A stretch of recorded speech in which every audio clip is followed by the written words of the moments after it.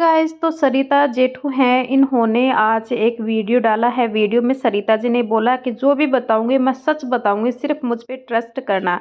जी हाँ गाइस, आपको मैं यहाँ पे बता दूं कि सरिता जी के थोड़े दिनों पहले एक कंट्रोवर्सी हुई थी नेहा आशीष तिवारी की, कि उन्होंने नेहा का एक वीडियो है जो वायरल करा है सरिता जी ने। सरिता जी के ऊपर सारे यूट्यूबर जितने भी हैं जो आज नेहा के खिलाफ हैं, यही लोग थे जो सरिता के खिलाफ उस टाइम पे हो गए थे नेहा को सपोर्ट करने में, जबकि सच्चाई कुछ और ही थी। वो वीडियो सरिता जी ने वायरल नहीं करा था, वो वीडियो करा था मनीषा ने वायरल। तो गाइज यहाँ पे मनीषा की फैमिली की तरफ से वो वीडियो वायरल था, क्योंकि मनीषा की ही दिक्कत ज़्यादा थी नेहा से, और वो वीडियो मनीषा और नेहा के बीच में ही था, इन दोनों में से किसी एक के पास था। तो नेहा जानबूझ के अपना वीडियो वायरल करेगी नहीं, और इसलिए मनीषा है उन्होंने वो वीडियो वायरल किया था जिसमें नेहा की सच्चाई पता चल जाए कि उनके ऊपर उनकी नज़र सचिन के ऊपर है। तो गाइज इस कंट्रोवर्सी पे बाद में बात करेंगे, पहले मैं सरिता जी के साथ में आपसे बात कर लेती हूँ। सरिता जी ने आज एक वीडियो डाला है। वीडियो में सरिता जी ने बोला है कि उस दिन वो जो क्या हुआ था उनके घर पे, जिस पे लोगों ने मुझ पे उंगलियां उठाई थी। तो गाइज यहाँ पे नेहा आशीष तिवारी इनके घर जाती हैं रुकने के लिए। इनको नहीं पता होता है कि नेहा के अलावा कोई और भी आने वाला है क्या। फिर थोड़ी देर में वहाँ पे सचिन पहुँच जाते हैं अपनी बीवी मनीषा के साथ में। ये तीनों लोग इनके घर पे रहने आते हैं। आने के बाद में जो इनको एक रूम में लेके जाती है मनीषा सरिता को, लॉक करती है कमरे को। फिर उनको बोलती है कि सरिता दीदी, मुझे बिल्कुल पसंद नहीं है सचिन का नेहा से बात करना, मुझे अच्छा नहीं लगता इन दोनों का एक दूसरे से बात करना।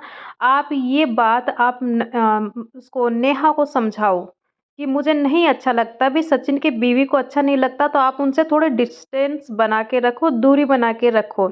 सरिता जी ने कहा कि ठीक है, मैं उनको ये बातें अच्छे से समझा दूंगी। फिर सरिता जी बोलते हैं कि हम सब लोगों ने, मेरी तबीयत बहुत ज़्यादा उस टाइम पे ख़राब थी, मैं ज़्यादा टाइम नहीं स्पेंड कर पा रही थी इन लोगों के बीच में। तो फिर मैंने एक टैबलेट ली, टैबलेट लेके मैं सोने की कोशिश कर रही थी, लेकिन मुझे नींद नहीं आई। इसी बीच मैंने सोचा चलो मैं नेहा से बात कर लेती हूँ, कि मैं नेहा को रूम में लेके गई। रूम को मैंने अंदर से बंद कर लिया, मैं उनको बाथरूम में लेके गई।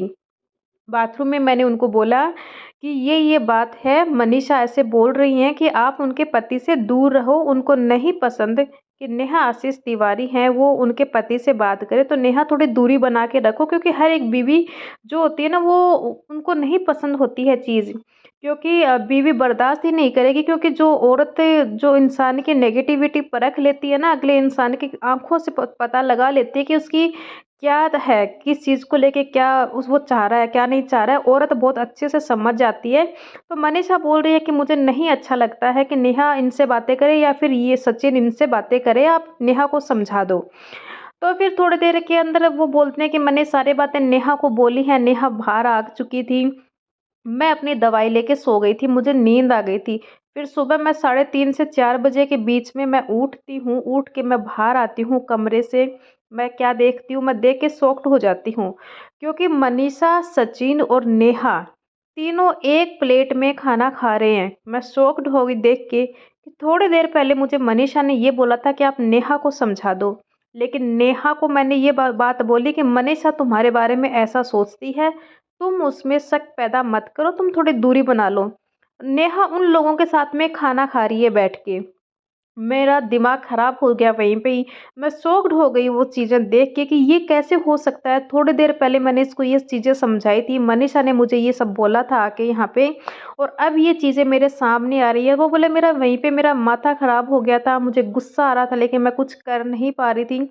मैंने वो चीज़ें देखी और मैं देखती रह गई, मैं शॉक्ड हो गई। बस के हमारे सरिता जी ने बोला कि बस हमारे घर में ये वाली बातें हुई थी। फिर जैसे ही ये लोग हमारे घर से निकले, वहाँ जाके इन लोगों ने कंट्रोवर्सी स्टार्ट कर दी, जो नेहा ने स्टार्ट करी थी कि वहाँ पे मेरी उन्होंने सरिता जी ने मुझे एक बाथरूम में ले जाते हैं और वहाँ पे मेरी इज्जत की धज्जियाँ उड़ा दी थी। वहाँ पे उन लोगों ने कुछ रचा था, कुछ सरिता जी हमें बदनाम करना चाह रही थी।